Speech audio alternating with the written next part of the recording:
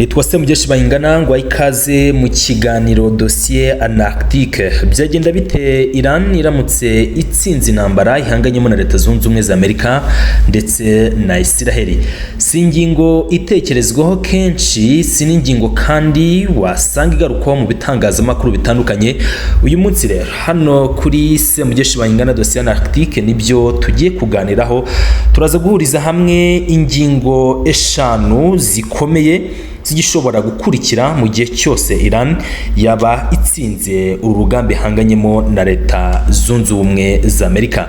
Iyi ni version ya mbere, mu bikunze nyuma y'umunsi umwe nategura version ya kabiri y'icyakurikiraho noneho Iran iramutse itsinzwe urugamba Israel na Leta Zunze Ubumwe za Amerika bayigabyeho.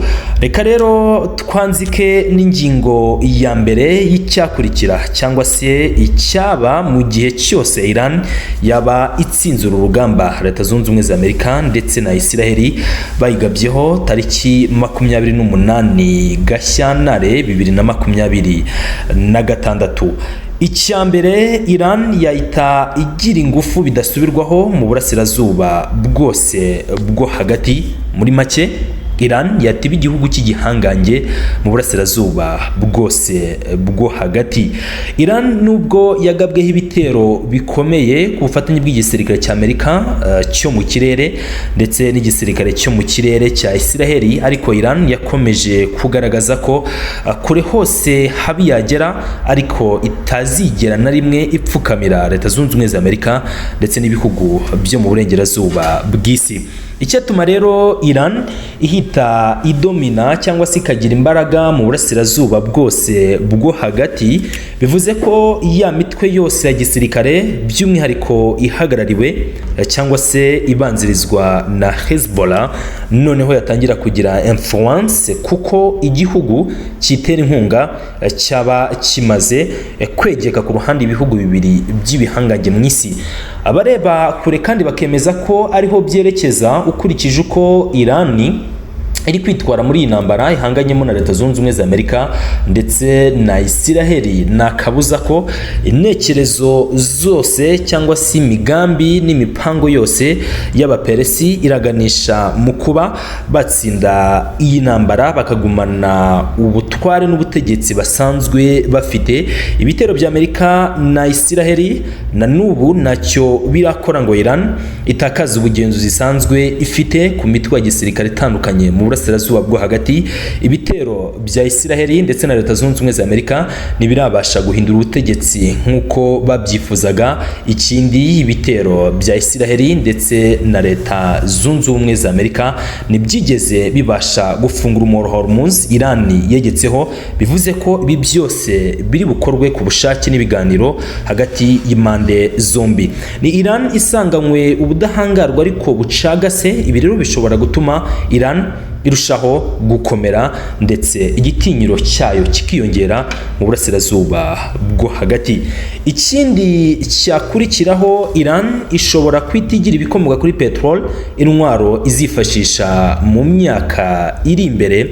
Iran igenzura umuhora hose wa Hormuz ndetse gutsinda iyi ntambara bisobanuye ko yagira imbaraga ziruta kuri zari zisanzwe n'ubugenzuzi buruta kure ubwo kino gihugu cyari gisanganywe ku muhora wa Hormuz. Kimwe mu bintu byamenyekanye cyane muri iyi ntambara Amerika na Israel bagabye mu burasirazuba bwo hagati, ijambo Hormuz ni rimwe mu magambo ari kuvugwa ndetse no gushakishwa cyane hirya no hino mu isi kuri ku mbuga zitandukanye za internet, ku rugero rw'uko n'umuturage wo mu byaro bitandukanye ku mugabane wa Afurika ijambo Hormuz riri mu ntekerezo ze cyangwa se ahora rimuhora mu matwi, bitewe n'uko akenshi iyo yigiye ku isoko akabaza cyangwa se akabwirwa ko ibicuruzwa byazamutse mu ijoro rimwe, amajoro abiri cyangwa se ako kanya, akenshi bikunje kuhita bihuzwa n'uko uyu muhora wa Hormuz ufunze kandi mu burasirazuba bwo hagati hari intambara. Bivuze rero ko Iran yahita itangira gukoresha ibikomoka kuri petrol nk'intwari izajya ihanisha isi, by'umwihariko kandi uyu muhora wa Hormuz. Ikintu cya gatatu ari nacyo cy'ingenzi cyane, hegemoni ya Leta Zunze Ubumwe za Amerika yahita igabanuka, si mu burasirazuba bwo hagati gusa no hirya no hino mu isi. Ibihugu bisanzwe ari inshuti na Leta Zunze Ubumwe za Amerika byasigara mu rujijo rwo kwibaza ndetse n'icyeragati cyo gutekereza kabiri bibaza nihe bari, kuko ukurikije uko Iran iri kwitwara kuri ubu, ibi bijyanye n'urujijo Leta Zunze Ubumwe za Amerika no gutekereza kabiri ku bijyanye n'ubushobozi bwayo n'ubundi ni kimwe mu bintu biri kwibazwaho cyane muri iyi minsi. Ndavuga ibihugu bisanzwe ari abariye ba Leta Zunze Ubumwe za Amerika. Kuri ubu rero Iran iramutse itsinze urugamba ihanganyemo na Leta Zunze Ubumwe za Amerika na kabuza noneho ugukomera na hegemoni ya Amerika muri kariya karere ku burasirazuba bwo hagati mainly cyangwa se nyirizina yahita ijya hasi. Ni mu gihe kandi byahita byungukira cyangwa se bikazamura igitinyiro cy'ibihugu nk'Uburusiya ndetse n'Ubushinwa bishobora kwita bifatirana ukugwa kwa Leta Zunze Ubumwe za Amerika, ndetse no kuba ibihugu by'amahanga bya bitangiye gukeka ndetse no kuvuga hato na hato ibyerekeye cyangwa se ibijyanye no kugwa kw'iki cyubahiro cya Leta Zunze Ubumwe za Amerika. Bivuze ko ku rundi ruhande byahita byungura Ubushinwa ndetse n'igihugu cy'Uburusiya. Ibi kandi bivuze ko Leta Zunze Ubumwe za Amerika gutakaza ubushobozi n'ubugenzuzi bwabo mu burasirazuba bwo hagati byakurikirwa ku rundi ruhande no kuzamura igitinyiro kwa Irani mu burasirazuba bwo hagati ndetse no kuyoboza inkoni y'icyuma ibihugu muri rusange bisanzwe ari abare cyangwa se inshuti za Leta Zunze Ubumwe za Amerika.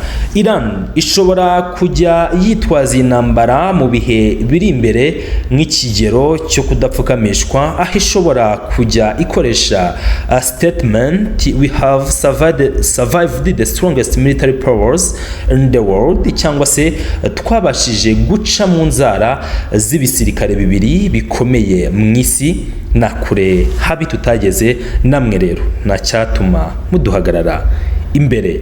Ingingo ya 5 ari nayo ngingo tugiye gusorezaho. Mu gihe iyi ntambara birangiye Iran ariyo itsinze, bisobanuye ko Iran yahita ishyira ingufu mu gukora intwaro zayo kirimbuzi.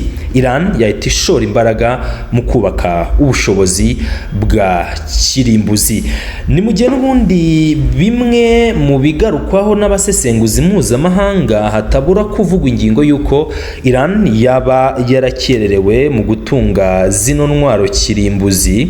Ahanini uzifite abafite uburinzi, mu rurimi rw'igifaransa bazita arme de dissuasion, ni intwaro nyine zihamye igitinyiro. Uzifite wese aba yubashywe cyangwa se abafite ukuntu avuga abandi bakumva, abafite ukuntu ahagaze ku byerekeye ubudahangarwa muri rusange. Uku gutunga rero izi ntwaro kw'iki gihugu cya Irani, gutunga kirimbuzi cyangwa se gutsindura urugamba barimo, bishobora kwita bibaha uburenganzira n'ubugenzuzi bwose bwo gusigarana icyo gitinyiro ndetse no kubaka kirimbuzi noneho ntacyo bikanga. Ibi ni bimwe muri bitanu byakurikira kuba Iran yatsinda urugamba ihanganyemo na Leta Zunze Ubumwe za Amerika ndetse na Isiraheli. Ibyakurikira rero bindi biri kure y'ibi nibyo twazagarukaho mu gihe mwaba mwishimiye izi ngingo 5 tubagejejeho zigishobora gukurikira mu gihe cyose Iran yaba itsinze uru rugamba yahanganyemo na Leta Zunze Ubumwe za Amerika ndetse n'igihugu cya Isiraheli. Na kindi mbifuriza kitari amahoro n'umugisha muhaye muronke, kandi mbifurije impagarike n'ubugingo. Blessings over blessings.